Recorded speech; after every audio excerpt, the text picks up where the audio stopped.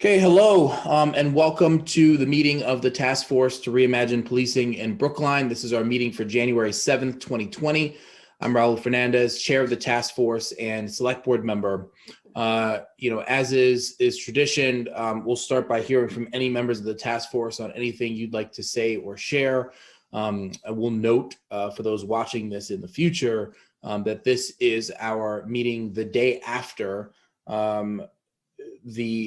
what may be known as, I'm not sure, attempted insurrection in the Capitol, certainly a storming of the U.S. Capitol.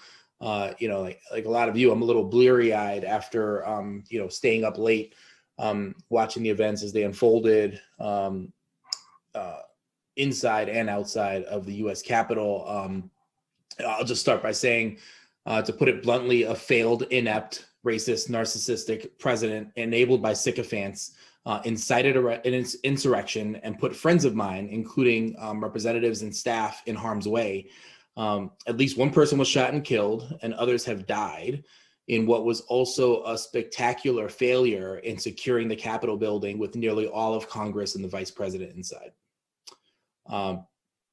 Yep, I just said those words.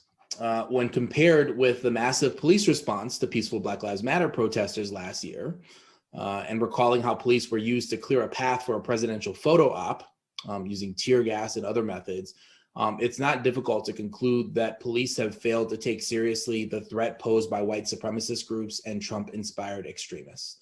It was shocking to watch how unsecured that building was as that mob approached. As it relates to our work, I do think that yesterday's events reaffirmed the racial inequities that appear inherent in policing and our need to take meaningful action on this front. I should also note, and others may have more to say about, we've gotten two in the case of Jacob Blake, who was shot in the back multiple times in front of his children. No charges will be filed on the officer that shot and now has paralyzed him. We did just find out that two officers in the Breonna Taylor case have been fired, although I don't know that that they've faced any charges. And closer to home, there was a fatal shooting by police in Newton. And details are still coming out about that shooting. The officers did not have body cameras on them. And so we may not, I don't know if the state police did, but the Newton officers did not. And so I'm not sure we'll ever truly know what happened behind closed doors there. But I know that the district attorney is investigating. So lots going on here. And of course, our work will continue. We've got important work to do,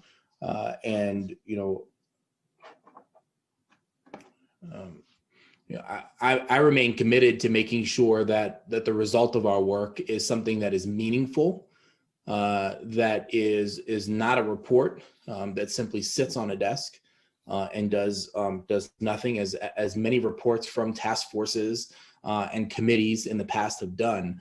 But that we actually really make meaningful change in our community, at the least, to make sure that we rid ourselves of inequitable policing and create a system of public safety that better suits our needs. So I will stop there and allow others to say anything that they feel like they need to say. Chi-Chi. Hi, thanks, Raul, and thanks for those very profound and important words to acknowledge the events of yesterday. I just wanted to follow up on your point about how it relates to our work. Watching the events of yesterday and frankly, the kid glove response of law enforcement to an armed invasion of our nation's capital was astounding. And over again in my social media feeds, television commentators, people who I generally don't think of as progressive lefties noted the double standard, that not only were they treated with kid gloves, but a gate was opened by Capitol Police to allow these rioters in, and Capitol Police took selfies with them. Unbelievable. And contrast that with the treatment of Black and Brown protesters during the BLM peaceful protests, being shot with rubber bullets and using weapons of war, and peaceful protesters killed and bloodied. And and then the police wonder why we're calling for accountability of police departments across the country. This is beyond the need for accountability. This is a serious problem where there are political sympathies within policing toward the very rioters that invaded the Capitol, frankly, I think. And it makes the work of our task force all the more important. And I don't want to hear, oh, but that was DC and this is Brookline. DC, like Brookline, is a community where the politics are very different from the policing, right? I mean, it's not as if, DC is the District of Columbia is some red state. The District of Columbia is also very left of center, and yet we still see this double standard of kid glove treatment of white supremacist invaders and harsh treatment of BLM protesters. And it just emphasizes we really need oversight and accountability here. Thank you. Thank you, Chi-Chi. Anne? Thank you, Chi-Chi. I just have one question related to the Newton police murder yesterday for Chief O'Leary. Do you know, Chief O'Leary, have the Newton Police Department been trained in CIT? And if so, have they been trained in CIT by Brookline? I don't know if the whole department has been trained. I don't know for sure, but I think some of the officers did attend our training. Not a lot, not like some other departments. So I really, I'm in the dark. I don't really know. Okay, you don't really know. No. Okay, because from what I gather, and I know their information is still coming out, the man who was murdered had some sort of mental health issues that had been known about for years. So I was just curious as to the training that they had and if it was done by Brookline. Thank you. Yeah, I think we'll learn more about that case in the days to come. I know the name of the person who's killed was just released this morning, and I'm sure more details will emerge. Anyone else? Okay. Let's get to it. Plenty of time. Well, we'll see. There may be time at the end of the meeting if there's anything else you'd like to share. Here's what we'll do. We are going to approve our meeting minutes from December 18th. We'll have an update. We do have, Eitan's got some slides for us, I believe. We do have sort of an early look at the data that's come in from the policing survey. We will have our traditional subcommittee updates, and then any new business folks would like to bring in. I will say that this is the part of sort of during the timeline of our meetings where I start putting the screws to you a little bit and say we've got to start working toward putting words on paper for our report. And so just keep that in mind as we move forward, and you'll see maybe me pushing a little bit more to get us to that place, to the extent that you're ready to report on your activities. Okay, so let's get into it. We have the meeting minutes from Friday, December 18th. Devin's included them in the packet. I've taken a look at them. I trust you have too. And so let us go forward. Anything edits or anything anybody like to add about those minutes? Chi-Chi. Yeah, I'm looking at the minutes right now for the first time. And I noticed there is a section saying insert draft report recommendation. Is that just a link to the Google document, or are we inserting the whole report? I was just wondering, Devin, if you could answer that question. I can. Good morning, everyone. This is Devin. Good morning, Devin. We are in the process of, in the past, what has happened is an entire PDF will be inserted. Now that this group is become a little bit more tech savvy than some of our other boards and commissions, I'm planning to use links moving forward because they'll always remain live, and then folks can just click and enter into there. My only concern was if we wanted to, show a snapshot of what was provided at that meeting, then perhaps the PDF of what you guys looked at on that day would be most relevant to the minutes. But that's really, I'm not committed either way. So it can be either the PDF, which was a snapshot of what you looked at on that day, or the link, which obviously would be an evolving document. It seems to me that having what we reviewed that day in the minutes makes the most sense. Right. So even though it's been updated since. Right. So my plan was to, Chi-Chi, you had produced a PDF that you uploaded to the meeting folder from the 18th, and I just plan to throw that in there. Okay, good. So I don't need to do anything. Nope. That's not for you. That's a note for me. I just didn't want that to have like a 40-page, minutes to review because half of it was the report or whatever. Okay, thank you. Wonderful, thank you. All right, so let's go forward with approval. Easiest if you unmute here. I'll go across my screen. All those in favor of approving the meeting minutes from December 18th, 2020, so lovingly put together by Devin Fields. Let's go ahead. Alexander. Yes. Anne. Yes. Chi-Chi. Yes. Mike. Yes. Malcolm. Yes. Kristen. Yes. Eitan. Yes. Bonnie. Yes. Almas. Yes. Kim. Yes. All right, chair votes yes. All right, let's move forward then. Next on the agenda, Eitan, I think this is you giving us an update on the results of the policing survey. Okay, let me just ask. I have a lot of slides, so how long do you want this part of the meeting to go for? I'd like to make sure that we have, in an ideal world, maybe we can wrap this by 9:15, maybe even a little earlier than that, but it really is going to depend on how many questions there are. So please try to leave time for questions. Right. Okay, there's a lot of stuff here. I'm happy to just take questions as we go along. Let me just say that the goal here is as follows. So I got an initial set of data from Tufts around Christmas. It was current as of December 21st. There were something like 1,250 respondents. Since then, I just was informed that there was like another 150 respondents. So we're up to something like 1,400. And so sometime next week or so, I'll get the new data.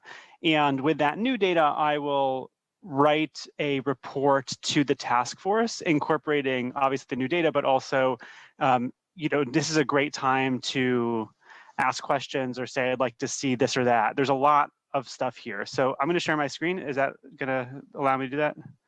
We hope. Let's see. Okay, can you all see this? Yep. Okay. So just for anyone watching, just to reiterate, this survey was designed and implemented by Brian Shafter, who is a political scientist at Tufts. Just for clarification, I'll say that I am also a professor of political science at Tufts. Brian is my colleague, but I had nothing to do with this survey, except we knew it was happening because of me. So Brian was doing this survey of Medford and Summerville, the host communities of Tufts. We saw the questionnaire, realized this was an opportunity for us to get data on Brookline. So we, the task force, voted with funding from the town. We asked Professor Schaffner to run the survey in Brookline as well. And that's how we got to this place. So so just to separate the data, the design and implementation was from Professor Schaffner. All the data analysis and the report will be from me. Just very quickly on the methodology. So The mailer started arriving in people's houses. We think we first got reports of it on the 23rd of November. 25,000 letters were sent. Of those, a third were sent to people who were targeted because they had a higher probability than average of being Black, Latinx, or other, meaning non-white and non-Asian. We didn't oversample white and Asian identifiers because they make up sufficient population of the town. We thought we would get enough responses. We did the oversampling in two ways. One, we oversampled folks who lived in BHA's housing. We also used an algorithm that predicts race based on one's name and geography. And so that's how we got a third of the data going, in theory, to people who were predicted as African American or Latino. But by the way, I'll say, like, we did a cutoff so that anyone, for example, who an algorithm predicted had a 10% likelihood of being Black or Latino would get a survey. That means 90% of those people were also were not Black, we're not Latino, but that was our best hope of getting additional responses from Black and Latino responses. Okay, so as of 12/21, the response rate was 5%. And then through the analysis, I'm going to use these weights that Professor Schaffner developed, which is kind of standard procedure for this kind of thing, which if you want like what does X% of the town think, if you want to look at a town-wide averages, then you use these weights that adjust the responses based on the town's distribution on age, party affiliation, precinct, gender, race, and education. For race and education, those are using census geographies. For gender, precinct, party, age, this stuff comes from the census. I'll just say off the top that this is not unexpected, but we do have in the raw data, not only do white identifiers make up, an overwhelming majority of the town, but they were also more likely to respond. So the weights essentially weight up Asian identifiers, actually especially, but also African Americans, Latinos, because of the higher response rates from whites. If we look at just this is just the unweighted number of responses as of 12/21. We were kind of talking through these numbers as they were coming in, right? We have, close to 1,000 white identifiers as of this earlier data, something like 35 African Americans, something like 50 Latinos, something like 90 Asians and others. Okay, so that's where we are with the data by race and gender. All right, let me move on here to results. So I'm going to divide this into a bunch of parts. And if you have questions, I might stop you from asking them just to move on to other parts of the study. But please ask questions as we go along. Okay, so I'm either gonna, in all these results, I'm either going to show you by these 4 racial categories or show you just town average. Okay. Yeah, and these are all going to use the weights for representativeness, which also affects representative within racial group, not just across racial groups. Okay, so here's just an overall satisfaction. How satisfied are people with the police? We see that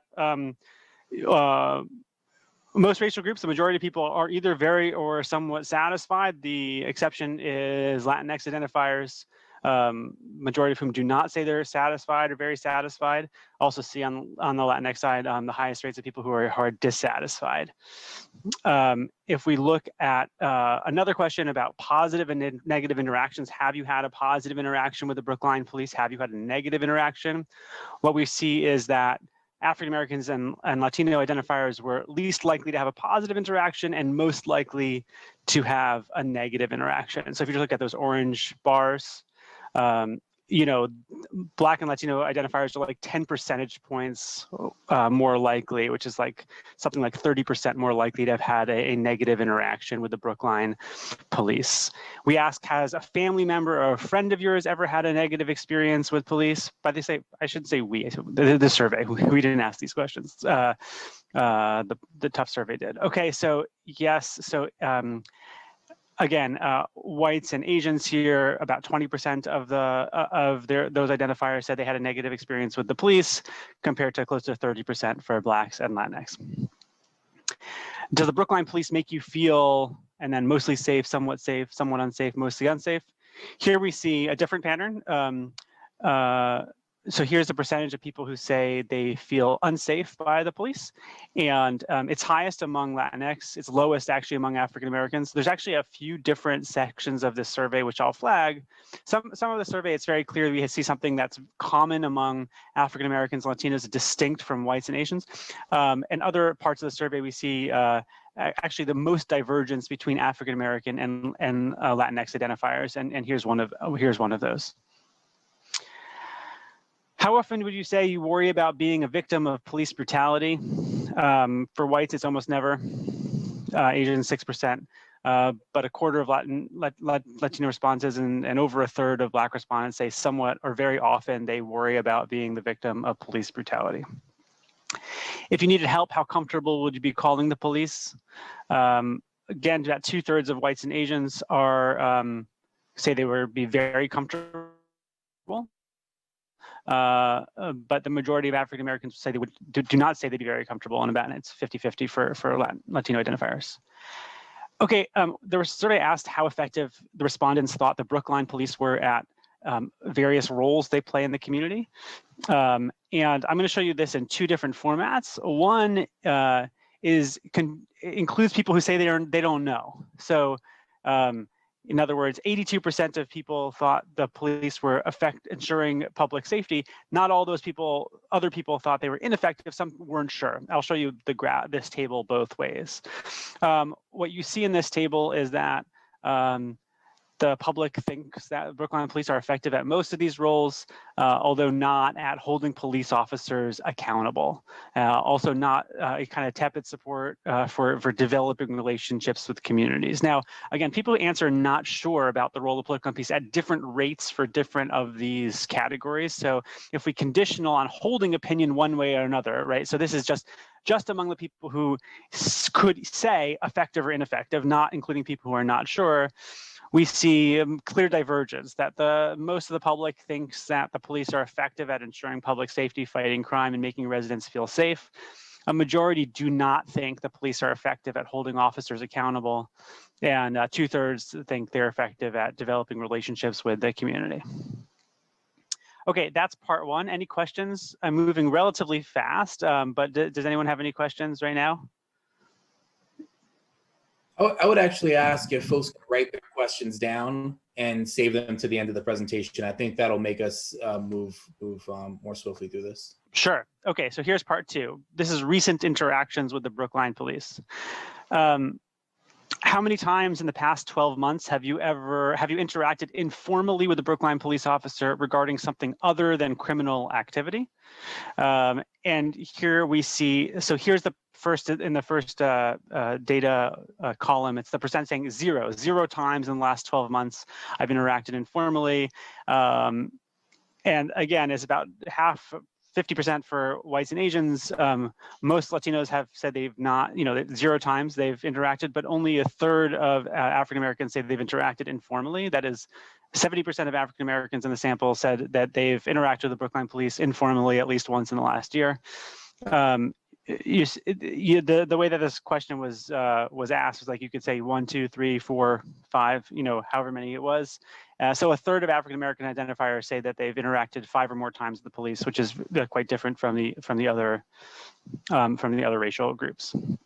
How many times have you contacted the Brookline Police Department to report suspicious or criminal activity? Here we see slightly higher reporting from African Americans than from the white population, Asian population. We asked if the Brookline police officers have ever done a series of mostly physical things to you, like handcuffed you or searched your car and residence without permission. Very few people identify that the Brookline police has done all these things, although a higher rate of Black and Latino responses say they have done one of these things. Obviously, we're down to fairly small sample sizes here. So if we have 35 African American responses, 7% is a couple of people, right? Okay. This is, I think, one of the most important parts of the survey, and let me just frame it by saying here's why. As we know, and has been emphasized by Raul's comments earlier today, there's Obviously, a lot of widespread issues in policing in the country, and there's always a question here in Brookline of whether the perceptions of the police here reflect perceptions across the country, or is Brookline somehow distinct or unique in its in the public's perceptions of it with respect to discrimination, particularly discrimination against a non-white. So here's what here's the survey asks. First, it asks, have you ever felt discriminated against by the Brookline police because of your race or ethnicity? Again, this question is not asking about police in general. This is a question asking about the Brookline Police Department. Have you ever felt discriminated against the Brookline Police Department because of your race or ethnicity? White identifiers, basically none of them say yes. Asians is very low, but 10% of Latinos and about 30% of African Americans say they have felt discriminated against the Brookline police because of race or ethnicity. The survey asks if you feel discriminated based on other things like gender, and even here too, we see the rate of African Americans feeling discriminated against by gender is higher than for the other racial groups. When we ask about economic status, have you ever felt discriminated against by the Brookline police because of your economic status? Again, it's very rare for anyone to say that except for African Americans. 15% of African Americans are saying this, yes. Then all of the people in the survey are asked how they think the Brookline police treats different racial groups. So here, for example, here is the percent of each racial group in the survey who thinks that the police treat white residents unfairly. Okay, so 1% of white residents themselves think the Brookline police treats white residents unfairly. 4% for Latinx, but it's close to zero. So here's for Asians. So much higher than for whites. Most racial groups, all racial groups think that at a rate of like 10%, 15%, think that the Brookline police treats Asian residents unfairly. When we get to, the survey uses the language Hispanics here to present things Hispanics are treated unfairly. Again, now you have 35 to 45% of Brookline residents of all racial groups believe that the Brookline police treats Hispanic residents unfairly. And it's even higher for African Americans, right? So you have, close to half of the white residents of Brookline believe that the Brookline police treat African Americans who are African American residents of the community unfairly. Okay, so that's the perceptions of discrimination. Now moving on to the complaint process. If you had a negative experience with the police, the Brookline police, would you know how to file a complaint against the officer? African Americans are the only group that say yes, they would know how to file a complaint against the officer, 55%, not all obviously, but for other racial groups, most people do not know how to file a complaint against a police officer. If you had a negative experience with a Brookline police officer, how comfortable would you feel filing a complaint? Most people would feel comfortable, and actually African Americans report the highest levels of comfort with reporting a complaint against an officer. I'm just going to have one quick slide on children in school. We had out of the 1,200 plus 1,250 responses, 211 of them reported they had school-age children. Fewer reported having school-age children in Brookline schools. And of course, since we only were dealing with, say, 35 African-American responses and 50-something Latino responses, we can't really divide this by race very well, but we can see some information here. The survey asks for folks to think about their oldest child under 18. So just so they could think about one child in their household. And they were asked if they think this child is comfortable with the police. Overwhelmingly, people report that their child is comfortable with the police. 78% say comfortable, 4% say uncomfortable.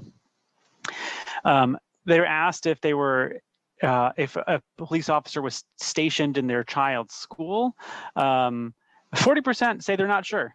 13% say yes, 48% say no. It's interesting that, such a high percentage, we're not sure. Okay, moving on, policing methods. So respondents were asked, which of the following police tactics and weaponry do you believe the Brookline police should be allowed to use to ensure public safety? And this is a pretty interesting table. So here, for example, 52% of respondents say that yes, pepper spray is a tactic or weaponry that people believe the Brookline police should be allowed to use to ensure public safety. Obviously, so the range of these things is like restraint devices like handcuffs and zip ties have the highest level of support, 87%. Chokeholds have the lowest level of support. I think what's notable about this table is that Brookline residents, basically, for the majority of these tools, the majority of Brookline residents do not want the police using them. The majority do not want police using firearms, beanbag munitions, canine, dog, bite and hold. The majority do not want tear gas, impact weapons, chokeholds. Most of these things do not have majority support among Brookline residents as tools and tactics of the police department. Another question about methods. Listed below are reforms that have been proposed to reduce police interactions that result in the use of deadly force. How effective do you believe each of these would be at reducing or eliminating deadly interactions? Okay, so these are just sorted now by support. So lots of people support de-escalation trainings, body cameras, banning chokeholds, diversifying the police force. Most of these things have majority support. The ones that don't are reducing funding of the police department by at least 10%, that only a third of residents support that, and abolishing the police department, 14% respondents support that. Let me just say something here about this slide and the last slide with respect to race. I'm going to go back to the last slide for a second. On most of these tactics here, the African Americans and respondents actually have the highest support for use of these tactics, and Latino residents have the lowest level of support, with whites and Asians being somewhere in the middle. That is, across most of these tactics, when people are said, do you believe the police should be allowed to use these? African Americans have higher rates of support than whites. Latinos have lower levels of support than whites. I'm saying that now because when I got to this graph, this table too, a tactic like abolishing the police department has the lowest level of support among African American respondents in the survey, and has the highest level among Latinos in the survey. But town-wide, it has obviously the lowest level of support of all these kinds of the items on this list. Okay, here's a really interesting table as well. In given situations, it's possible to have either police or social service workers, such as social workers, medics, or mental health professionals respond. For each of the following situations, please indicate whether you think it would be better for the police or social service workers to respond. All right, and in any kind of a physical situation, an armed individual, robbery, you have widespread support for just the police. But for most of these scenarios, sorry, I just realized I misspelled overdose. Intoxication overdose, mental health crisis, homeless person, neighborly dispute, even the majority of the people in the survey, the majority think that just not even police and social service workers together, but the majority of respondents think just social service workers should be deployed in those situations. Domestic violence or abuse, more people think just the police or both. But you have a clear divergence here between situations that I think the public perceives as physically dangerous, in which the police should be responding to, and ones that are mental health situations where the majority of respondents think that just social service workers should be responding to. Brookline currently spends, anything in italics here, by the way, is like the language of the survey itself. Okay, so this is what the survey said. Brookline currently spends more than $17 million on police department, which is approximately 5.6% of the Brookline city budget. Do you think funding for the Brookline Police Department should be increased, kept the same, or decreased? Okay, about 10% support for increased, and the rest of the public is split between kept the same and decreased. Again, similar to some of the slides earlier in this section, African Americans have the highest support for increasing or keeping the same, and Latinos have the lowest support for that, and whites and Asians are somewhere in the middle. Okay, moving on to oversight. Some communities have civilian review boards, which are made up of residents. These boards review the actions of police and hear complaints from residents about police behavior. Do you think that Brookline should have a civilian review board? Overwhelming support for this, 78% yes, only 8% no, 15% not sure. If Brookline did create a civilian review board, which of the following powers do you think the board should have? Overwhelming support for investigating excessive force or abuse allegations, overwhelming support for investigating police shootings. About 2/3 people report evaluating police disciplinary process, setting policing priorities. About 50% believe the review board should set police policy, such as a use of force policy. And the majority of people don't think that this kind of board should have a role in hiring or firing officers or in negotiating police contracts.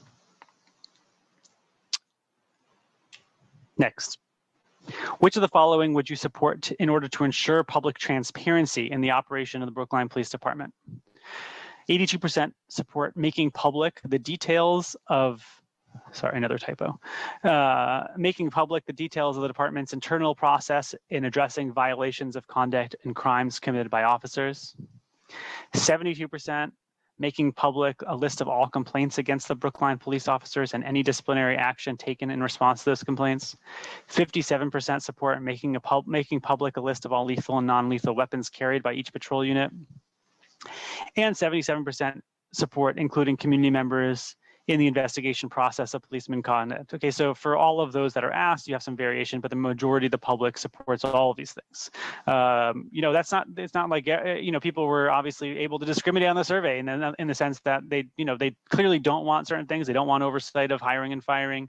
They certainly don't want to abolish the police department, but there's widespread support for a civilian oversight board having a number of formal roles and for increased transparency along these lines. Okay, sorry I moved very quickly, but let me just sort of review what I think are the key takeaways here. There's 3 slides of conclusions just to kind of summarize what I think I've just said. Number 1, overall perception of the Brookline police are positive, but they are least positive among Black and Latinx residents. Black and Latinx residents are 15 times more likely to worry about police brutality than white residents. Black and Latinx most feel safe in Brookline, but are less comfortable calling Brookline police when in need compared to white and Asian residents.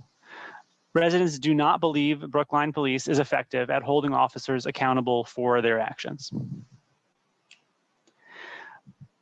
Black residents are much more likely than others to feel discriminated against by the Brookline police, again, not by policing in general, by the Brookline Police Department on the basis of race, gender, and economic status. 30 to 50% of Brookline residents of all racial groups perceive that the Brookline police treats Blacks and Latinx residents unfairly. Most residents would feel comfortable filing a complaint, but would not know how to. Black residents are most likely to feel comfortable doing so and most likely to know how to. The majority of respondents are against Brookline police using tactics including firearms, beanbag munitions, canine tear gas, batons, and chokeholds. As I said, African Americans are least likely to be against this, but the public across the board is against these things. Brookline residents have a strong preference for social service workers responding rather than police in scenarios including mental health crises, overdose, homelessness, and neighbor disputes. Residents overwhelmingly believe that Brookline should have an oversight board. Residents support a board investigating police misconduct and excessive force, evaluating disciplinary procedures, and setting policing priorities.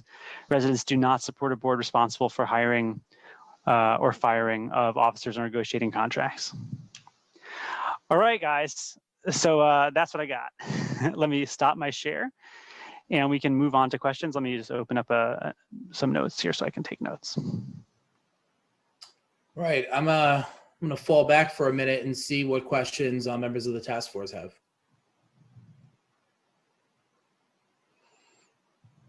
I know you're all seeing this for the first time and digesting this. I'm curious. I actually think, sorry, I actually think Raul or maybe Chief O'Leary might have to help with this. If Blacks are saying they're comfortable filing complaints and know how to file complaints, do we have numbers to juxtapose whether they are actually filing complaints? Yeah, I mean, so you get what I'm saying? Like, So I think the experience of African Americans, and I'm speaking really generally, but also with the lens of somebody who teaches African American studies, isn't so much about knowledge or even comfortability. It's about whether they feel like those complaints will actually be heard. And so I trust the study. I genuinely do. I think what I'm looking for is to juxtapose. So if Brookline is made up of close to 4% Blacks, and the majority of them through this survey feel, number one, comfortable filing a complaint and know how to, how many actually do? Because if the feeling is that that's falling upon inaction or deaf ears or what have you, that in itself is another problem, right? Like we've identified that they're willing, but don't feel it's actually productive. Chief? Oh, sorry, can I just respond real quickly to something? Because one thing that's always true whenever you look at survey data or a new study is like you realize people are complicated. So it's interesting that in the same survey that African Americans said they know how to file a complaint, for example, at higher rates than whites, they're also saying they are less likely to want to do that. So you see both sides of that in the survey data. But let me put it off to Chief O'Leary to answer the specific question. And Chief, I think the question essentially for you is, if you know, is the racial composition of folks who have filed complaints in the last several years or through whatever time frame you're aware of? All of that is tracked. I don't know it off the top of my head. All those facts are released as part of the 6-month report and the annual report. So you can go back years doing the race and sex of both the officer that's complained about and the complainant, him or herself. We can get Thanks, Chief. I'll add that there's I think fairly universal agreement on the board, remembering previous conversations, that there's a need to revise the complaint process itself, as well as the review of the complaint process, both of which have been flawed, and there's clearly a lack of trust in the process. Part of that, I think, is because we have, in a very small police department, essentially the police determining if there's been police misconduct in the very same department, and a need to have, and there's an appeal process that goes to the select board, but very few people take advantage of that appeal process. It also, anyway, there's a whole host of reasons why people wouldn't do that. I think what both the Reform Committee and we are attempting to do through our various efforts is to, in part, reform that process. Now, there's some different directions, having watched the work of the Reform Committee, that we're planning to go. We're positing an oversight committee that would have the power to investigate, and the Reform Committee is not quite doing that. And so I think we'll put our recommendation forward. The Reform Committee as well, and the Select Board's going to have to figure out what the board thinks is the right way forward. Hope that gets at the question. And we do see there's widespread support for that kind of oversight. That we see that in the survey. Yeah. Right. And I think that's one thing. I think in one of the conclusions, I have to take a picture of it. But in one of the conclusion slides, I think, in our reporting, I think it was residents overwhelmingly believe that Brookline should have an oversight board. I think what some folks would say is, yeah, you can have an oversight board, but if they don't have any powers, that's not true oversight. And so what I think folks in the other committee are positing is an advisory board to the select board, just to inform them better, and that the select board itself would provide the oversight. What we're positing is something quite different, is a body that actually would have teeth, would have power, potentially subpoena power, would be able to investigate, to make decisions that could then get appealed to the select board perhaps, but that would have real teeth. So I think what I see in the data is not that just that the community wants some kind of thing called oversight, but that it's true oversight, that a board that actually has power. Mike, I see you. First of all, I think this is fascinating data. I've got to process it a little bit more. There's some really interesting sort of contrast here, that the number of people who've had a bad experience of all ethnic, racial backgrounds is relatively low, but a very high level of, at least to me, a very high level of concern in the African American community about police brutality. So there is at the very least, a perception of inappropriate action by the police. And what I'm wondering is how we could put this together to show to police officers, to let them look in the sort of in the mirror of what the community thinks about them. Because I think that can be very, very useful for people, for someone to see how they're regarded, whether they accept the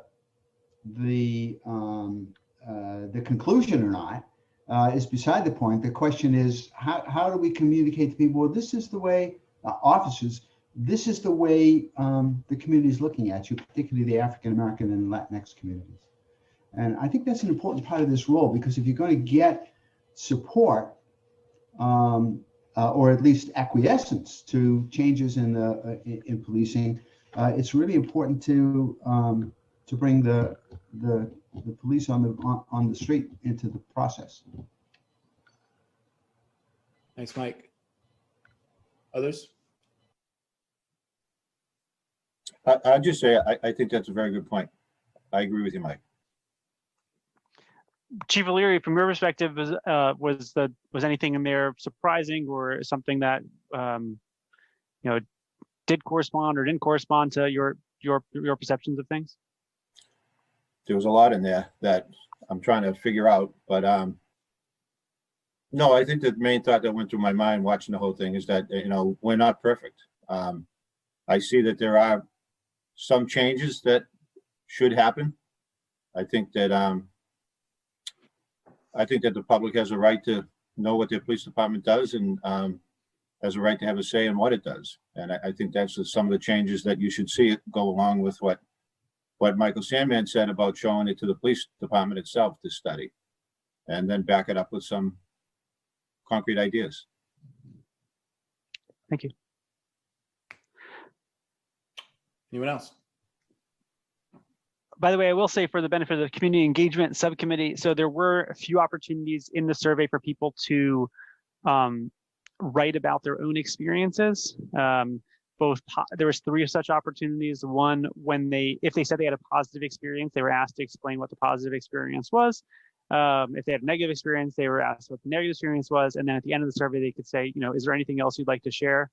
I looked through some of that data. I didn't have, I'm time constrained. Most of the negative experiences are like, an officer was rude or, dismissive of my concern. The positive ones were like, I like seeing officers on the street. That was mostly, but I didn't wade in there. What I'm going to have to do, and I talked to Professor Schaffner about this, is that when I get the kind of final version of the data, I'll have a research assistant go through and confirm that there's no personally identifying information in any of those open-ended responses. If there is personally identifying information, we'll either remove the response or take out the personal identifying thing, and then we can publish that and share that and get it out and also use it. I mean, one way to think of the survey is, obviously in any survey there's questions of representativeness, and the weighting and all that helps with that.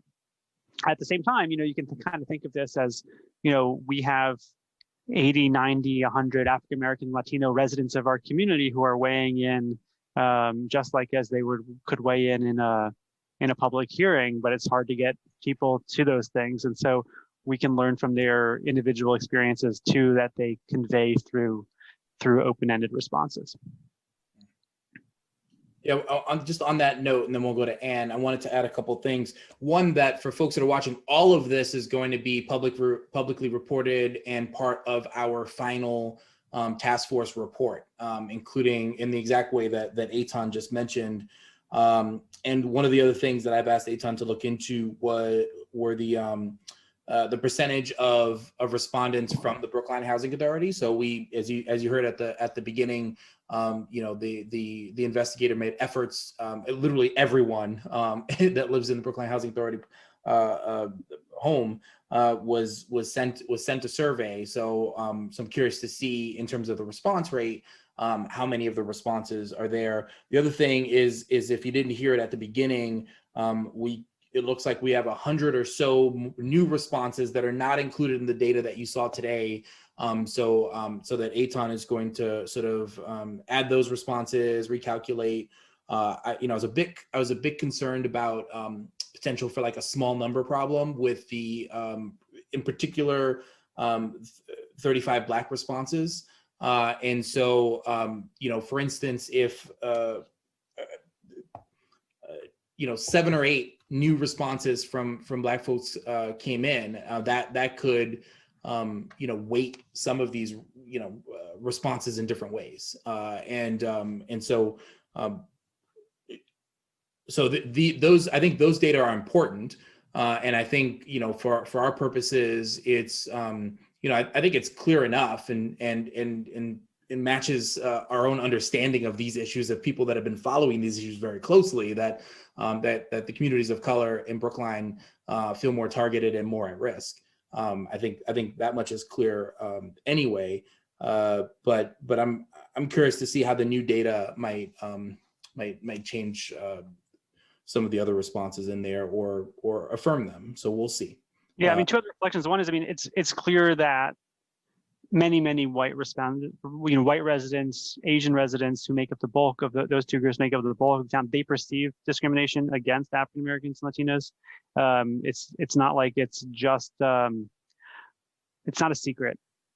A lot of people perceive this to be the case. And I'd also say that, because this has come up in some previous meetings, although I'm somewhat aloof to it, but it sounds like there are some people in the community who think this task force is taking like extreme positions, which I haven't heard here, but it's clear that there's no widespread support in the community for some of the more kind of extreme reform ideas, like abolishing the police department, or having, citizens, hire and fire officers. There's really quite divergent views, I think, where people don't want those kinds of things, but they do very clearly want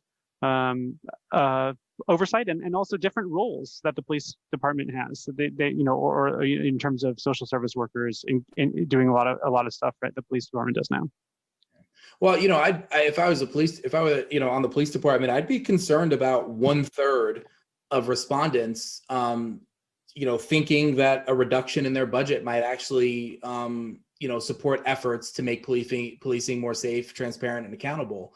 I'd be concerned about that if I was at the police department, and that even if it is just 15%, that 15% would have us do away with the police department altogether. In Brookline, I'd be concerned about that too. And so those may be small numbers, but I hope that they are numbers that also bring the department to the table, not just about minor reforms that the department's been open to all along, but for some of the more meaningful proposals that we'll be bringing to the table as well. So, Anne. A lot of what I was thinking is a lot of what you just said, Raul. I need to look at the data and the slides in more detail to have any kind of major responses. But I'm concerned about the fact that only 35 Black people responded so far to the survey, considering I think there was a fairly significant effort in trying to reach out to non-white communities. And I think that in itself is telling, that only 35 Black people responded to the survey, and that we need to add that to the data analysis, that potentially many Black families, many Black households received this survey, and many chose not to respond, I think needs to be enveloped in the analysis somehow.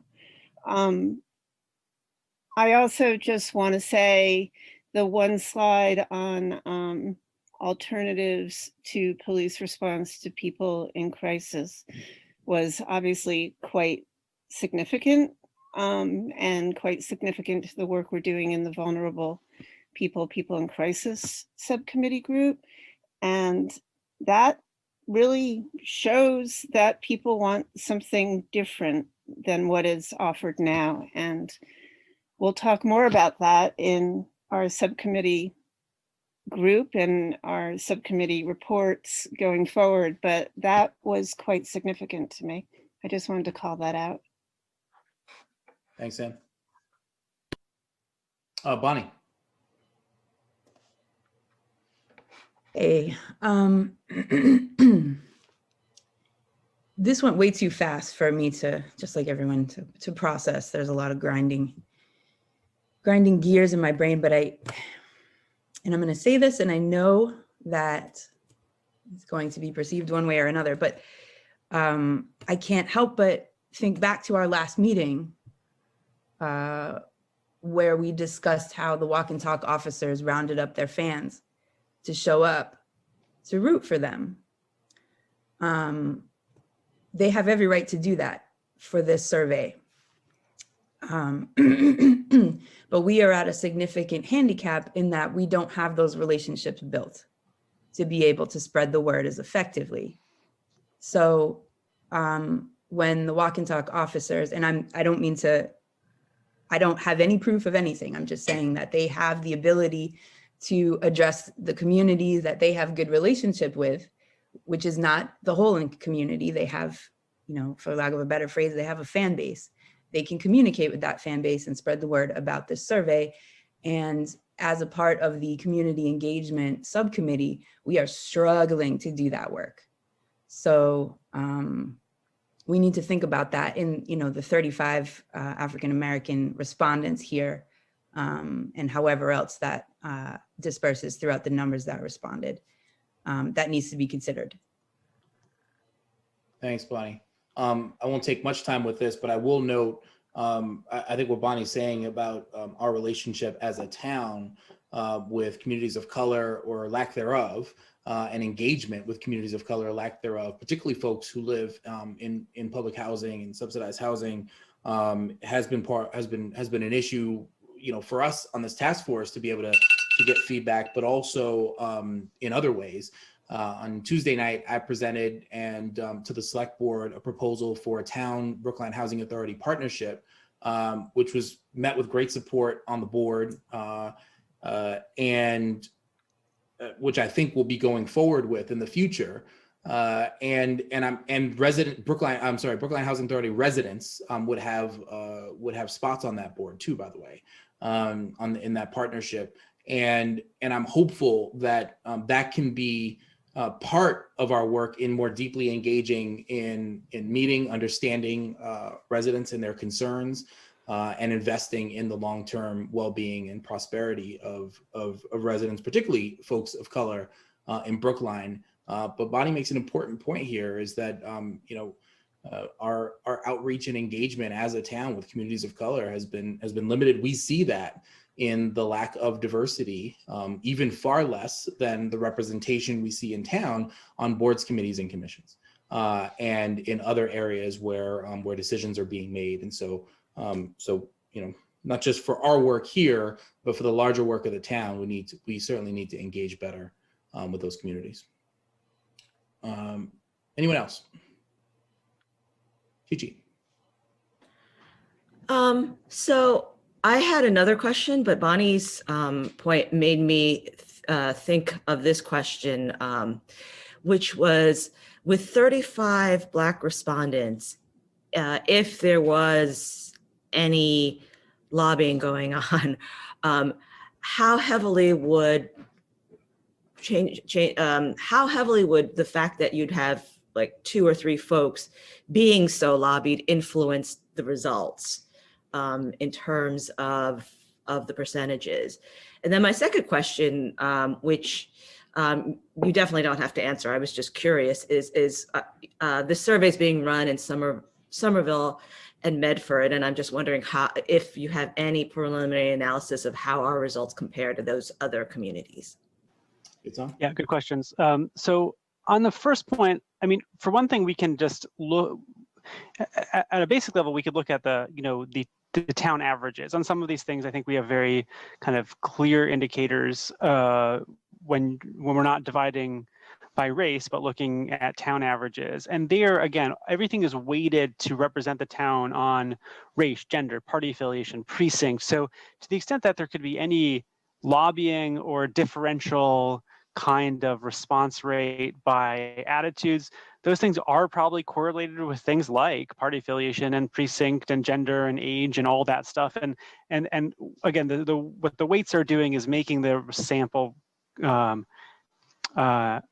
representative based on the town's demographics.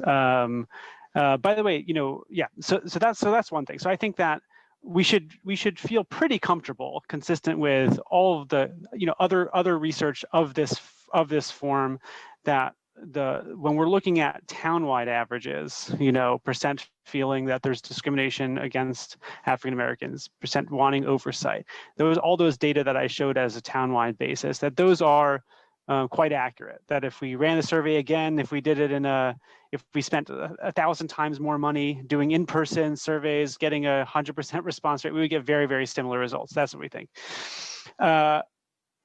With respect to whether certain maybe African Americans who have a positive relationship with the police department were more likely to take the survey than African Americans who have a negative relationship to the police department. We obviously don't know the answer to that, but we do see in the data is a clear perception among the African Americans who took the survey that they perceive significant discrimination by the police department relative to white perceptions of the police department. I think the data we have about perceived discrimination, even among this group of 35, is inconsistent with the view that the, say, African Americans who took the survey are unusually supportive of the police department. I mean, or something like that relative to the population, but you don't know. You don't know. We have underrepresentation in the survey of all non-white groups. Asian Americans who we didn't oversample still respond to the survey at way lower levels than whites.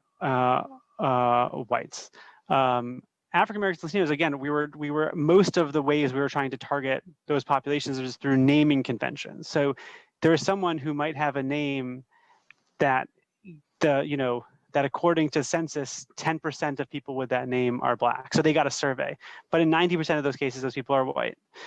So, again, this is hard to do. I would, so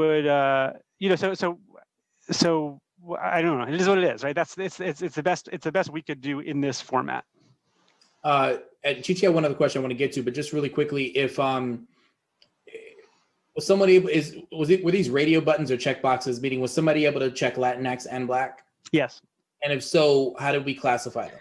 Yeah, so whites are classified as white only if they're white only. So anyone who is, say, white and a different race was put in with that race. I think there were 2 people who were both Latinx and Black. I think I classified them as Black. So yeah, but white identifiers were definitely white only. Okay. And then I think the other part of Chichi's question was, do we have any data out of Summerville and Medford yet? No, not yet. I sent some initial materials of what I was doing to Schaffner, who said, "Oh, now this inspires me to do it in Summerville and Medford." So we'll see differences. We'll see differences there. I think that we're going to have better data here in Brookline. If I'm not mistaken, Professor Schaffner didn't use the name algorithm in Summerville and Medford to specifically. I think he used geography. In any case, we'll see what the response rates look like, and we'll see what the responses look like. We'll see if the kind of the patterns we see here are consistent. Thank you, Malcolm. Thanks. I think I first wanted to point Susan Park, who's one of the attendees, had their hand up, but I also don't know if what their hand was raised for is now in the Q&A. So I didn't know if we were going to pass that point where those questions weren't relevant.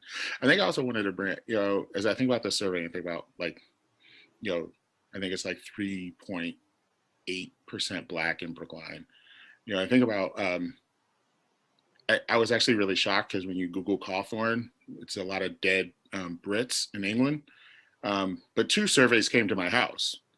I encouraged them to fill it out, but I never asked if they did. I didn't follow up. But I thought more about when I was a kid, and there were 5 of us. And probably in this survey, maybe 2 would have gone to my parents. I don't know if both of my parents would have filled it out. Like they probably would have sat there together and be like, you fill it out, you fill it out, and then one of them would have filled it out. And so I just say that because, that number 35 could have a lot of context to it that we don't actually have. Sure. There were 5 of us. Perhaps my senior year of college before I moved away, I might have gotten one when I was 18, but probably, you know what I mean? So again, I think that 35, when we're talking about a small population that we're trying to oversample, there's a context to it that we don't necessarily understand. And I just want to point that out. Thanks, Matt. Okay. I want to, we'll take Mike, and if anybody else has anything they want to say, raise your hand now. And so we'll get you on, and then I'm going to make sure that we have time for other items on our agenda. Mike? Thanks. Eitan, I just want to make sure I've got the numbers straight in my head. So there are 35 people that are identified, presumably self-identified as African-American. So it isn't a matter of names. The names thing was used to send out the surveys, but in terms of people responding, 35 of them identified themselves. And that is about 7% of the total. Is that correct? Of the total number of responses? So, about 500 responses? No, we had like 1,220 responses. 1,220. Okay, so I'm way off. So it's underrepresented in terms of the population of Brookline, the 35%. That's about 3%. What's the actual percent? About 3%, just a little bit more. Yeah. Okay. So it's a bit underrepresented. All right. Not horribly underrepresented, not horribly over, but it's. Wonder whether there's some way to get additional responses. I just don't know what that would be. We'll see where the next 150. I mean, 150 is. Yeah. That's fair. Yeah. Okay. And by the way, I'm going to send to Devin right now the slides. I'm just acknowledging again that there are some typos. I didn't have years to put this together, but they will be in the public document, so folks can look at those numbers again and chew on them a bit more. But again, I just want to emphasize they're initial. We're going to add in another, the remaining responses and all that for the report. And I will say we are seeing. Thank you for those submitting comments to the Q&A function. We see them here. In the past, we've included them as well in our, I think in our minutes. So thank you for those. If there's something I see here that we should talk more about, we did talk about oversight a good deal. I think for, Eitan, correct me if I'm wrong, but I think we received addresses from the Brookline Housing Authority and used those addresses to send. Actually, I know that's the case because I received them and shared them with you. So we use those addresses that we received from the Brookline Housing Authority to get letters out to Brookline Housing Authority residents. So that was the process that was used there. So if anyway. Yeah, and of course the data that I'm seeing and the data that any of us will see is only the de-identified data. But I did ask Professor Schaffner when he sends me the next file to append indicators of whether the person is a BHA resident or whether they were targeted in the survey because they were predicted with some percentage to be non-white. So we'll get some sense of how different people were sampled, whether they're part of the general sample or part of these oversamples. And let me reiterate that there are other ways that this task force is collecting information outside of this survey, and so we will continue to engage in those ways. Public hearings are forthcoming on our work, and so will be happening. I also want to make sure that folks all know that all of the data you saw here, these slides will be included in our meeting minutes. So you'll be able to see that and we will make sure, let's make sure to include an asterisk or some kind of explanation in there that the numbers that folks see there will be updated. And so we've got new responses somewhere in the order of over 100, maybe 150 new responses that are going to be incorporated into the data. So some of those numbers may change. And the video of this presentation will appear on our task force website, webpage. If you go to the Brookline website, brooklinema.gov, and you look for the task force to reimagine policing in Brookline, or I think it's the Select Board's task force to reimagine policing Brookline under boards and commissions, you'll find our page. And on the left side are links to all of the videos from our meetings. And so you'll be able to watch this again. It did move quickly. And so if you'd like to see it again, or if or share it with other folks, you can feel free to do that. Just wrapping up, I think, a couple of things. We'll think more about this. I encourage you all to watch back this recording. I'm talking to members of the task force right now. See what other questions you might have that we can discuss at next Friday's meeting. We'll be meeting on Friday next week.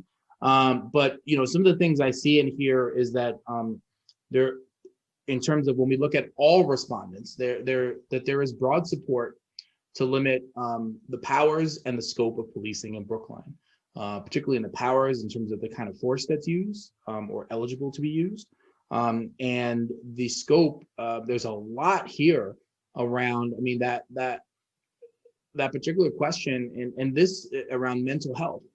And this is an area where we're having followed some of the work of our own, of course, vulnerable people and people in crisis subcommittee, but the committee that is also addressing some of the same issues on the reform side, in some ways are reaching some of the same conclusions. Clearly, and I followed our own work more closely, of course, but what I see in these data is a community that really affirms the approach that our vulnerable people and people in crisis community are taking to addressing issues related to mental health, to the unhoused, and to others. And so I see that in there. At the same time, I think what I see in there is a call for greater transparency. That is very clear. And also accountability, and that citizens should be part of that accountability and oversight, and should be empowered. And so greater citizen oversight and control of policing, such as it is in Brookline, or such as it will be. And so, we'll take another look at these data, particularly after it's been updated. But for those of you, in your subcommittees, think about what it means for the work of your subcommittees. How it supports what you're doing, also how it may challenge what it is that you're doing. And so please take another look at this video when you get a chance. I know we'll include, I think, the slides as well. We'll make sure we get those to all task force members. I already said members of the public will have access to it. And a larger report on all of this is forthcoming. And as Eitan said, this will also include the sort of written responses, as long as they're not identifiable to anyone in particular. So that we'll have an opportunity to take a look at that in the near future too. Yeah, at some point I'm going to, I'm probably not going to send, so I just sent the slides to Mel, so sorry, to Devin, so she has them, but and she'll publish them. So I'm going to write a report, which is going to, basically have the same structure as that which I just did, and so I'm going to then submit the report and then the data file that's ensured to be anonymous or non-identifiable, and then any subcommittee can kind of pull out data, responses, whatever, as they'd like. I don't have quite have a timeline for that yet, but some point. All right, Eitan, I also wanted to say thank you for all your work on this. Having a resident data scientist on our task force has proven to be really important decision for us. And so really, I understand this is a good deal of work to be able to analyze this, to put it all together, to present it to us, to make the updates. And so just want to thank you for all your work on this since the beginning. Appreciate you. Pleasure. Okay, so let us, wow, exactly where I thought we'd be. Let's get into our subcommittee updates. I want to start with, I know we're going to lose Almas soon, so it's already on our agenda though. I want to start with vulnerable people and people in crisis. And let's make sure that, Almas, anything that you want to say, we make sure that you have time to say it before you go. So I'll let you all get started. So looking at Anne, and I can just start, Anne, and Alex Zander can join in, but we haven't met for 2 Thursdays, so just to know, like, because of Christmas Eve and New Year's Eve, but the things that I wanted to mention was really the resource list that I had sent out a few days ago, where we were trying to put together what actually already exists in Brookline in terms of mental health, substance abuse resources, and people who are unhoused.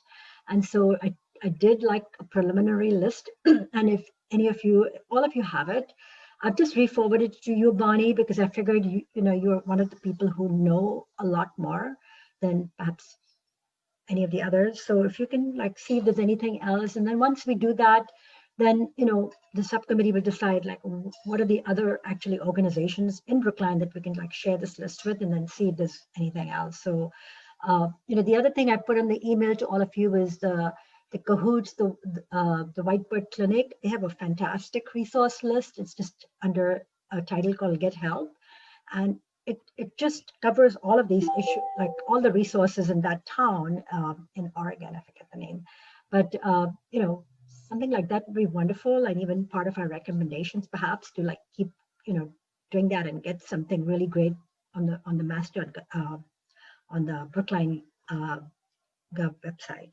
So that was one thing I wanted to remind people. And then the other thing, everybody knows we have the 6 p.m. meeting. Anne had reminded people, I think, on email with Cahoots. On the agenda, there's a list of the draft questions that we've been working on.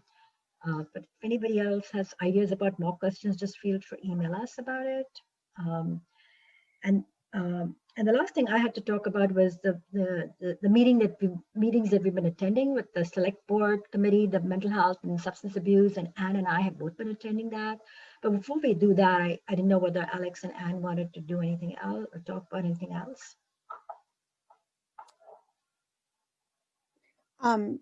I invite all of you to come to this meeting tonight. Otherwise, we're using Bonnie's Zoom link so we can record it. And Bonnie, you'll have to explain to me how to do that at a later time this afternoon. I think it should be a very rich conversation. This is the guy who's the director of consulting on building programs like Cahoots in other towns and cities across the United States. And I think it should be a rich conversation. Particularly, I took a photo of the slide, Eitan, on people's thoughts, people's responses about crisis intervention and police. And it sounds like it's something that we really could potentially build here that would get a lot of community support, which is great. I did have a brief conversation with the director of another crisis intervention program in Sacramento, California, last week, which was interesting in that they use it's an all volunteer crisis intervention program. So nobody gets paid, unfortunately, which I would really hope that we could build into our model if we do something that is paid, because I don't think people should necessarily volunteer for this kind of work for free. But she said they use a lot of medical students and and residents, just graduated MDs who are interested in having experience in crisis support as they train them in their methods, crisis intervention methods, and have them help, have them be people who answer the phones when people are in crisis. And I thought that was really interesting since it's Brookline and we have so many doctors living here who are in training at the local hospitals, and that might be something for us to consider down the line in terms of inviting people in to get specific training that they need to get in terms of their residency programs. We might be able to build that in somehow. And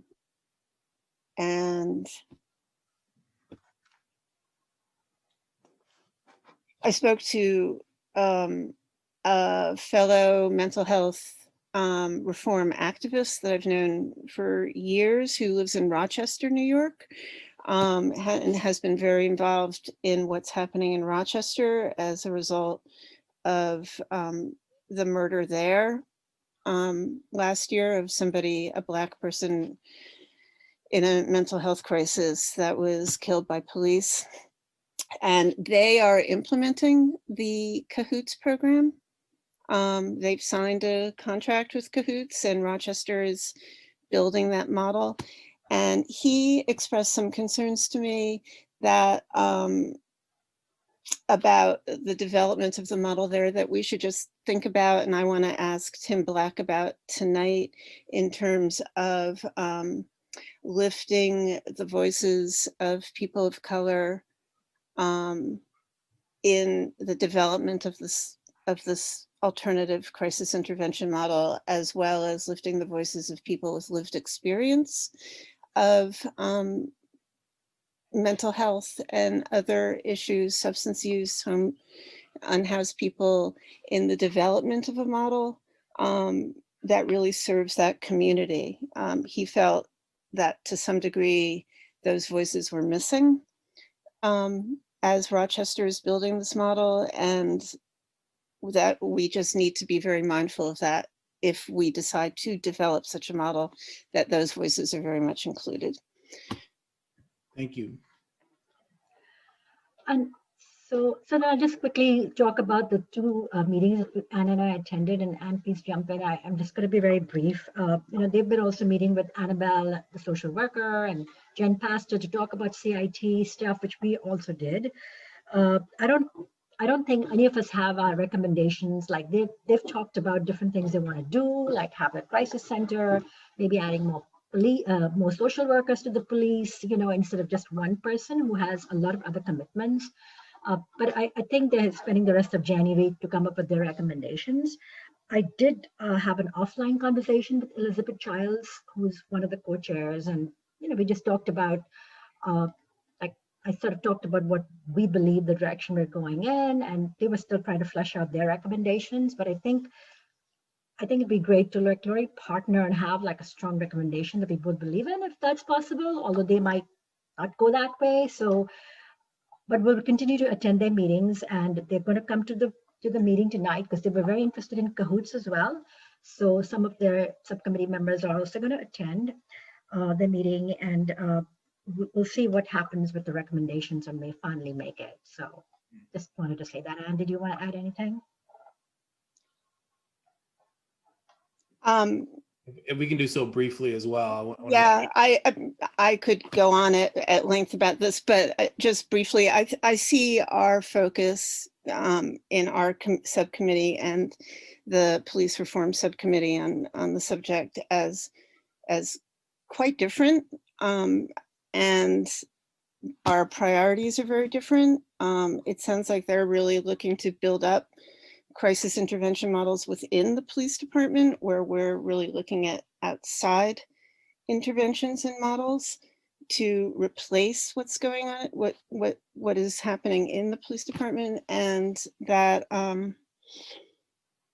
the framework that they're working from is fairly different from at least mine. There's tends to be very, from what I gather, medical model diagnostic, and it's just it feels different. If we can work together in the future when we've all got plans, kind of more firm recommendations and next steps, that would be fabulous. We'll see. Yeah, it seems that that is a key difference, is whether or not support services are enhanced within the police department, or whether or not there's a body outside the police department that can partner with police as needed, but that that runs its own shop, that isn't run through the police department. Okay, all right. Keep working. After we hear from all the subcommittee updates, I'll put the screws to all of you about reporting. And when we need to get a report to the select board, let's keep it to sort of top line updates for the remaining subcommittee updates. If there are things that, let's say next week, you feel like you need more time to flesh out or have a discussion about, just write to myself and Devin and request that time. We'll make sure you have it on the agenda. In the meantime, just some top line updates. Next is walk and talk. Hey, walk and talk. Yes, we are grinding to get feedback from the community, from BHA. We are not receiving any. Our flyers are not working presently. So we spent our last meeting brainstorming more ways, how to press harder and use all of our connections in town, the food pantry, the BHA administration. We are we're designing a walk and talk specific flyer that may be able to be put into food pantry bags. That's way simpler because we realize there's a whole lot of text on that. It makes a really good one pager for the task force, but to absorb information that goes specifically to the BHA, we're just like, here's what we do, here's our questions, here's contact information, here's who we are.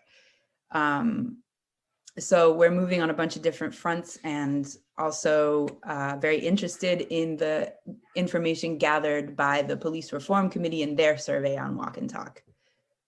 So we have a long to-do list, and we continue to do the to-do list. End of update.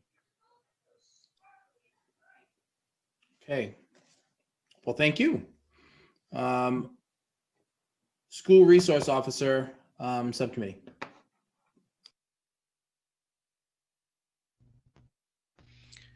I'm happy to start. Kimberly, Alexander, and Malcolm, as we go along, by all means, fill in details as we go. Trying to stick with your call for just top line updates. I think we've been coalescing around a theme or a set of ideas over the course of our last couple of meetings, which we have just loosely described as kind of a re-upping or reauthorization, given all of the spade work and investigation that we've done to try to unearth the history around school resource officers, particularly in the high school, but the process of them being present in schools across the district. Having done that spade work, it feels like it's now time for us to call for, make the case again for why of the available options, the options that we've chosen seem to be the best ones. And especially in light of some work that Alexander has been doing in helping us to understand the most recent signing of the bill that went across Charlie Baker's desk around what specifically does it call for in terms of school resource officer presence. And then also making sure that we take the opportunity to hear from at least two more sources of input in our coming meetings. One of them is from the school committee, which we together as a subcommittee have felt that the history does not show much presence of the school committee in the deliberations around how school resource officers have come to be playing the role that they are in the school. And the second is from somebody who's going to give us a better understanding of the evolution of the AWARE program, which seems to be present across our K-8 schools with our health and wellness educators, and making sure that in the final set of recommendations, we have a clear understanding of how that has been implemented as well. So Kimberly, Malcolm, and Alexander, what else would you add? I think that covered. Oh, go ahead, Mal. I was going to say that really covered it, and I don't know if we want to. I mean, I certainly trust Alexander to do it, but you know, maybe Michael Downey wanted to also help us with some guidance from the new bill, because I think there was rumors about what it was. Alex looked, and I know he in his initial he said it was a little bit convoluted, which most of the time I feel when I read documents like that, but yeah. Yeah, I'd be happy to participate or join in and provide assistance where I can be of assistance. So if you wanted to let me know when a meeting's upcoming, or if you just want me to put together a summary, however you want me to assist, just let me know and I can do that. I think at this point, given the small number of meetings we have left, and that we're trying to focus on getting the report written, I think it would be really helpful to have a written summary that we could maybe append to our report, so that the select board could have a look at that. Because I've gone through it to the best of my ability, but you are certainly much more credible than I am. We'd love to hear your thoughts. But as far as so that would be really helpful. Thank you. Yeah, I owe one to Raul too. So, I'll work on both simultaneously. So, thank you. I'll send you an email because I know just getting things from these meetings is rough. Yeah, no problem. Yeah. All right, thank you. No problem. Just briefly for the public, as best as I can tell, before we get Michael Downey's thoughts on the new policing accountability bill that the governor signed a few days ago, though it's hard to believe. As best I can tell, an SRO is no longer required for all school districts, but rather the police may assign an SRO at the request of the school superintendent. And there's many more additions. The superintendent has to every year file a report to the Department of Elementary and Secondary Education and make a public presentation to the school committee. And the state is putting together a special commission to develop a new model memorandum of understanding. There's been a model around for a while, but they're going to review it and update it. And any school that has an SRO has to work together with the school superintendent and the police chief to adopt at minimum that MOU, which that commission will develop. They can add additional requirements, and the final MOU must be made public and placed on file annually. So there's a lot of changes here, and it's very much in line with, as Kristen was saying, what we've been discussing is sort of re-upping or re-examining of the SRO position and making our decisions about, do we want to keep this? And if so, what will we like it to look like? Please let me know if I'm mischaracterizing that, Kristen, there. Okay. Great. And I appreciate that you're bringing the school committee into this conversation.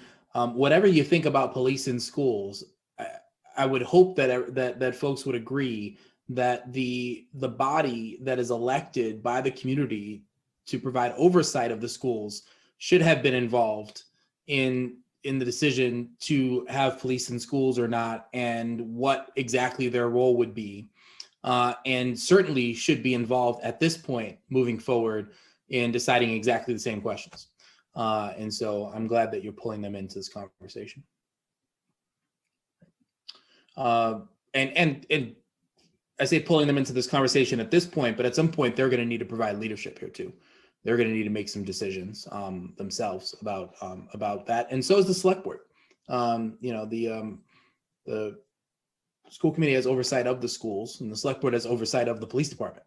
And so we really, I think, both jointly need to figure out whether or not those resources are necessary to be deployed in that way. And I think, thinking back to, I think we'll see this in our report, but what our standard is for armed officers, and is there standard for armed officers to only deploy them when absolutely necessary, or not, or is it some other standard? And I think we've got to have some conversations going forward as we think about our recommendations about what we think our standard for the deployment of armed police should be. So we'll talk more about that. All right, thank you all. Envisioning and Community Engagement Subcommittee. Yeah, I think I will start again and then ask my colleagues on that subcommittee to chime in. I'm having a bit of a jarring and a dissonant experience this morning, I think largely in relation to some of what our survey results show. And I think in part it's driven by the degree to which we feel like 35 perspectives on policing can stand for the perspectives of 1,500 to 1,700 other residents of the town. As Malcolm said, I don't disagree with the methods. I trust that the methods and the study that we've done. I worry more that the interpretation of the results of this Black residents feel may be taken too far as you get farther and farther away from this conversation, and then the implications of it. So what does that mean for our community engagement subcommittee? When we set out in our work, we asked ourselves whether or not we would want to try to do both this survey and concurrent work. And we agreed together that we wanted to try to do concurrent work. And that has largely been hard to get traction around. And I think in part because of the general busyness of everybody. And I think for me personally, the challenge has largely been around not seeking to have an experience that we end up overwhelmed by voices that want to keep things exactly as they are, coming to the fore and crowding out other voices. And so I think I come away from today's discussion thinking about community engagement work. We have not met since December, thinking that it really seems to speak to the need for us to have a community discussions that center the perspectives of people of color in the town, rather than them being open-ended. Anybody who wants to say anything, come to the mic, but that we need to center the experiences of people of color who we're certainly not getting through the survey results for a lot of reasons that I think Malcolm articulated. And so I think it may be that the survey needs to reframe the work of the community engagement subcommittee, but certainly want to hear the perspectives of.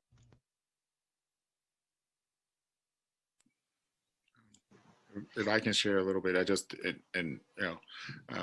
just sort of coming to all these conclusions through a lot of things, where my individual mind is within this committee has been much more kid-centric, I think, around public safety. And so I did meet with Lee Jackson of Brookline Rec over break, I say over break because I'm a school teacher, in late December. And I have a meeting with the director of the Teen Center after MLK Day, and just again thinking and trying to broaden what it means to have programming. And Lee Jackson has some really innovative ideas that I think perhaps could require some helpful finances, especially in COVID. She talked about rec being more mobile and transporting not just kids to rec, but rec to kids, so that kids are doing healthy, supervised activities with people who know what they're doing. And so I intend for that to be at least a part of this envisioning.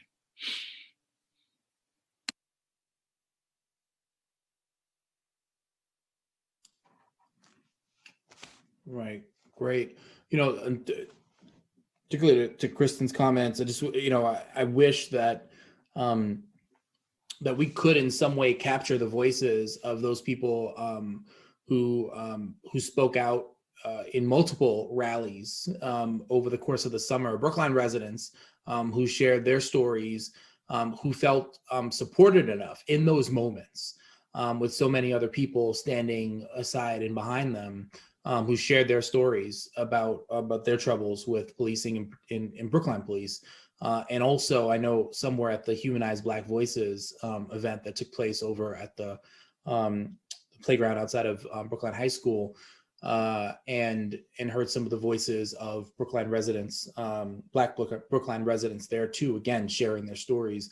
You know, I know that despite all of what took place in 2020, including here in Brookline, and the work of this task force, that there are still some that will simply continue to believe not here. I'm willing to admit it's a problem, but not here.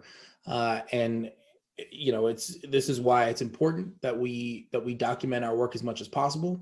That when presenting our findings, you know, we present as much data as we have, and that includes the narratives of folks that are willing to be shared. But ultimately, that we hold decision makers accountable for remembering those voices of those people who came out, and hopefully it won't require us coming out and responding to another incident like this for them to make decisions that will make a difference. So, you know, keep up the good work. You know, do your best out there. I'm hoping we got some good written responses on the survey too. But ultimately, if there are folks, I hope that there are not folks on our select board who will make the argument that I just made. Not here. We're good. It's the same thing we hear Marty Walsh, frankly, saying in Boston. Not here. We're good. Sure, happy to, you know, make some changes, but we have the best police department in the world, is what he says. Right. I hope we don't hear that here. All right, let's move on. Departmental analysis. Sure. First of all, just as a member of the community engagement task force, the subcommittee, I just want to reiterate, I agree with what Kristen said. I mean, I think, you know, the survey's always been just one component of this. It's hard in any community to get feedback from a wide representative segment of the community.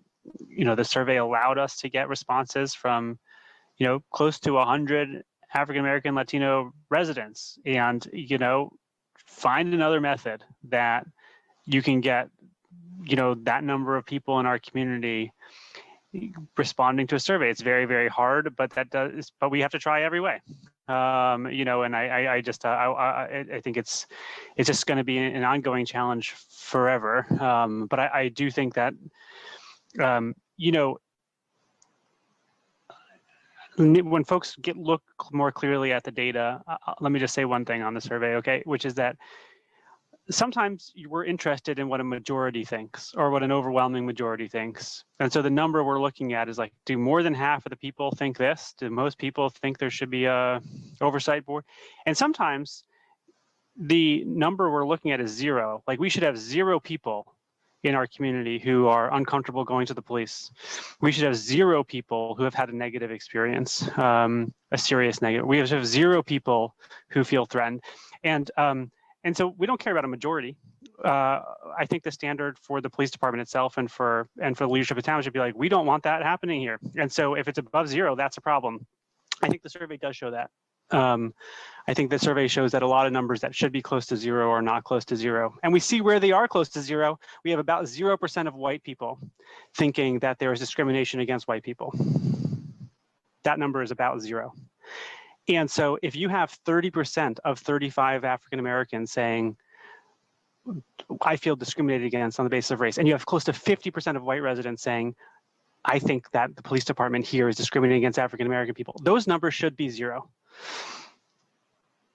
And they are 0 for white Americans, white residents of our town.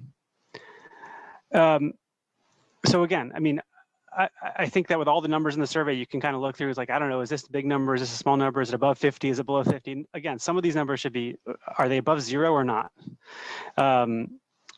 Okay, on department, sorry, I just want to say that because I mean, I don't want to be overly defensive of the survey with respect to other tools. We have other tools. We knew from the beginning that the survey was something we could jump on and get data on and know what we'd get early on. So I'm really glad. I'm really glad we did it. But that, I don't want to. I also think we should try as hard as we can for other methods. Department analysis. I'll just really briefly say that we're continuing developing our proposals. Next week, we are interviewing Chief Morgan, current chief of police, and asking him for his perspective on the document that we created about oversight, the need for oversight. Maybe he'll have a chance to look at the survey evidence, maybe not, but he will take a look for sure. He said at the or he said via Chief O'Leary at the proposals, and we sent those to, so folks can join us if they want on Thursday at 3 p.m. next week, and that's sort of our next step.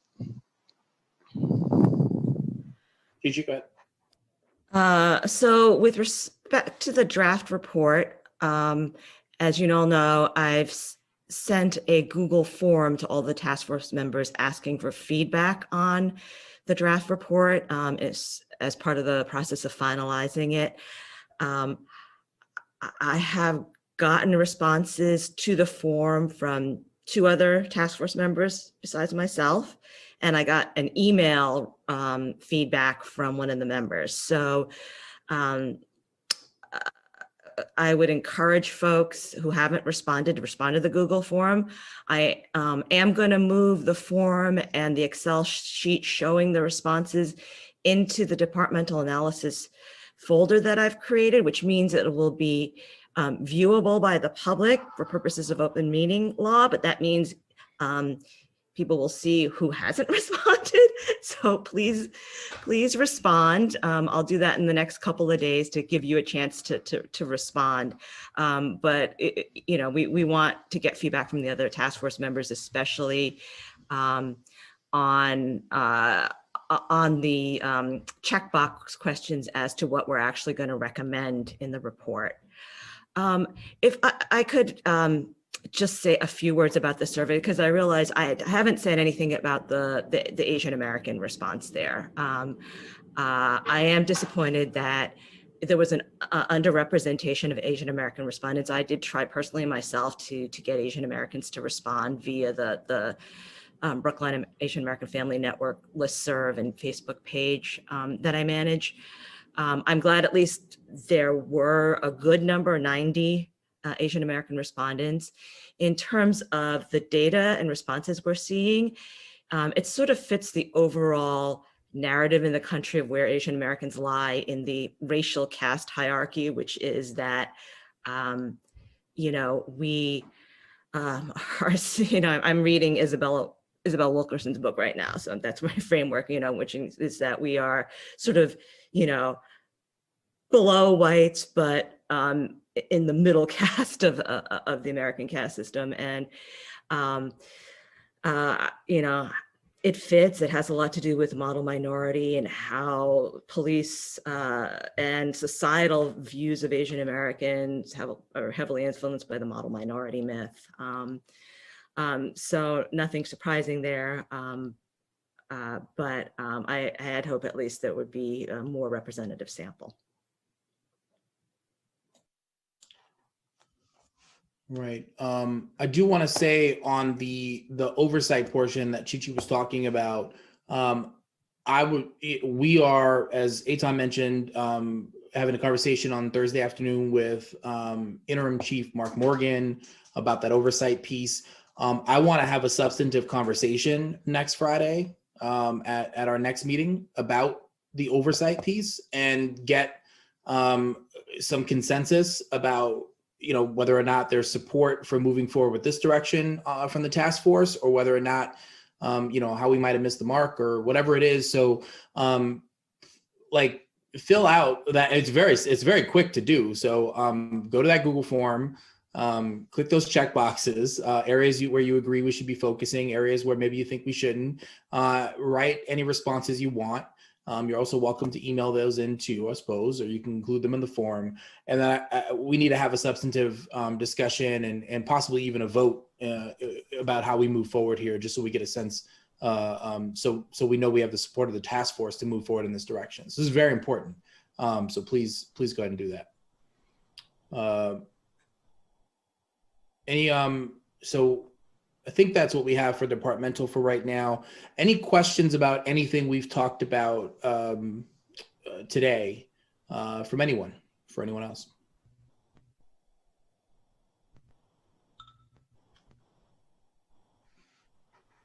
Okay. Hearing none there. Let me see what else I had here. I think that's it. Any new business that we need to cover? Well, actually, let me talk now about where we are in terms of our schedule.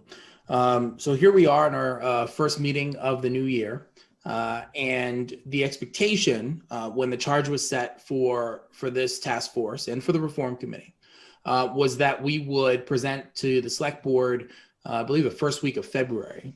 I know that the reform committee is extending their timeline a little bit until March. I'd like for us to do the same thing, but I do want to be prepared in early March to present to the select board on our work. If we feel as we approach early March that we think this body has more work to do and folks on this body are committed to continuing to do that work, we can and we may. But with that said, we've got to report to the select board. And so let's set the first week of March right now as the time where we'll commit to doing that. Does anybody on any of the subcommittees think we cannot meet that deadline, or that on your subcommittee you cannot meet that deadline? And by the way, so let me just be clear about what I mean. That means that we will have a written report, that I'll deliver a presentation to the select board. Other task force members may also weigh in on the report to the board and be there and answer questions as well. But that what's that date again? I would say first week of March. I'm not looking at a calendar right now, but and that it may require, and this is why I want to make sure that we do it by then. The select board may ask us to provide more information on something that isn't in there, or there may be the need for some, I would hope, minor revisions to whatever it is that we present. If the select board said, hey, it looks like you didn't address, I don't know, you name it, whatever it is, and they wanted that addressed, it may not be that we can go back and just restart the work of addressing some major issues that we haven't covered. I suspect part of our recommendation, and this may be in the Oversight Committee or some other body, is going to be to have a civilian body that continues to do the work that we've been doing, and that, frankly, the Reform Committee has been doing too. So I imagine that that might be a recommendation from both groups.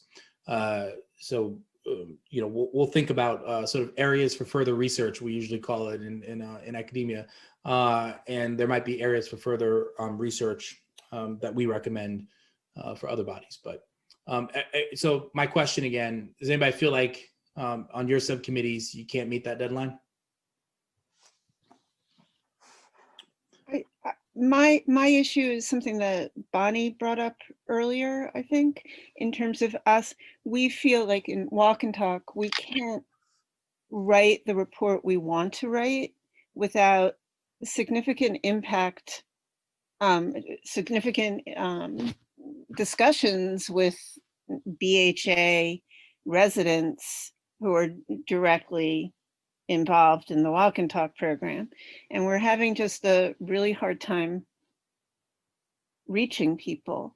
So can we write a report by then? That's absolutely, but without that direct contact and rich description of people's experiences, it just becomes a report based on people who aren't directly affected by the program.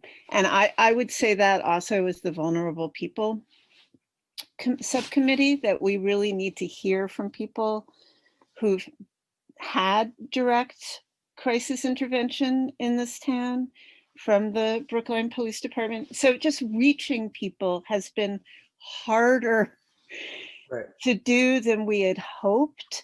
And that's I want to mention that. I think you need to include that as a limitation in your report, but that problem won't be solved by March, but it won't be solved by April or May either. Right.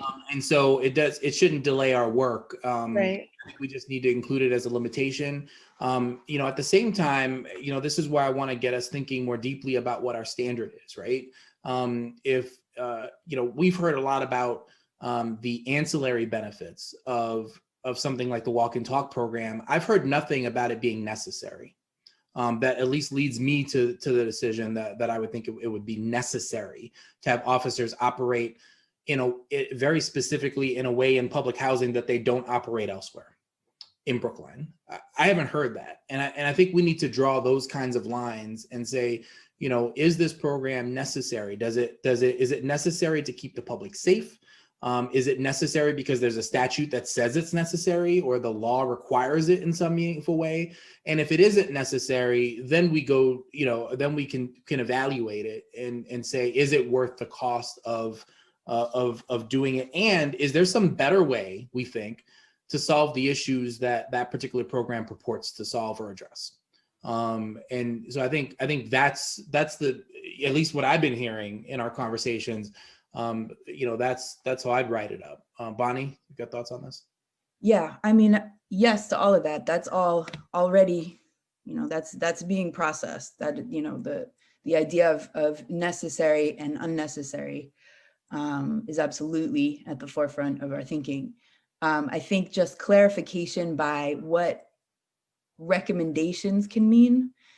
There's no way I'm going to sign my name to something that recommends even the elimination of something that people are receiving essential benefits from that are not supported elsewhere.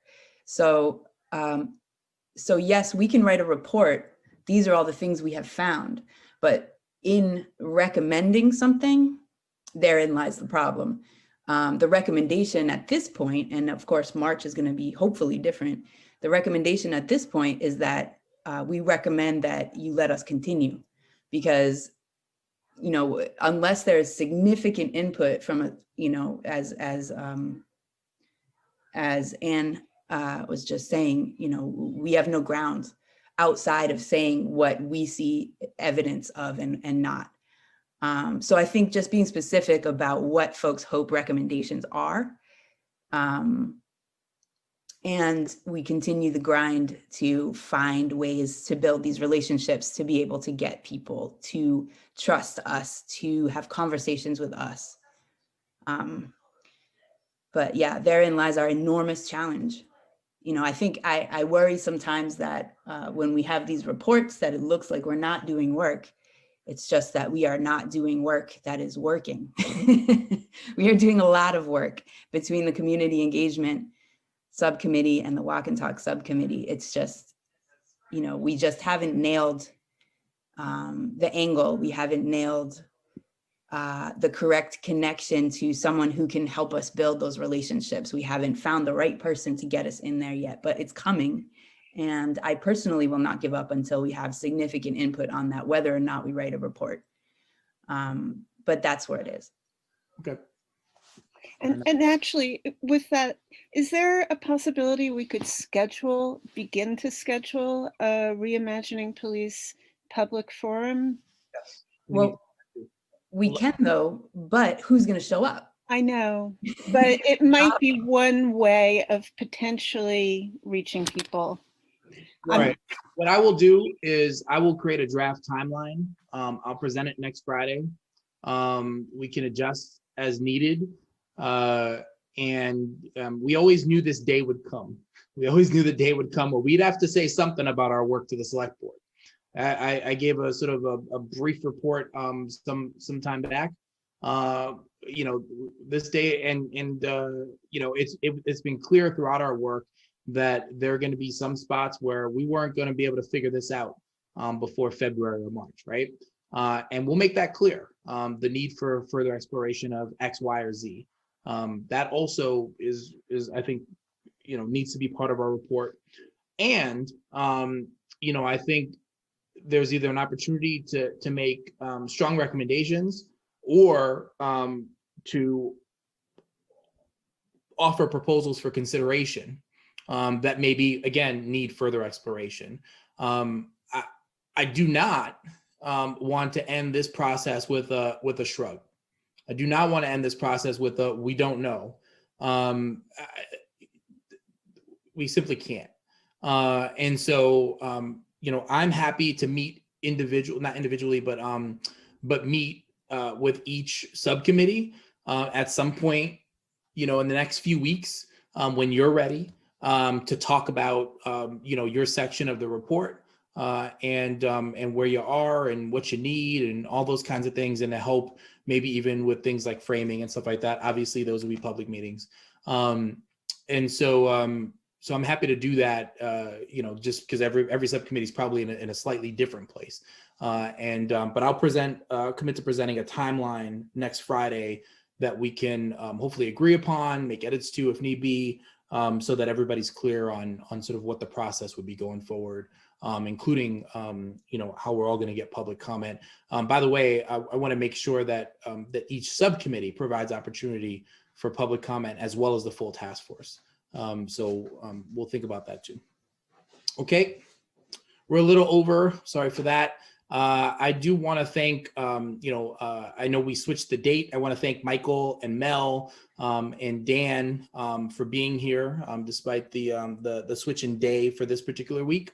We'll be back next Friday, the 15th, I believe that is, of January, and we'll continue this work. So just want to say thanks to you all for continuing this in the new year. We've got a lot to do, but I'm confident we've got the right team to get it done. So thank you all.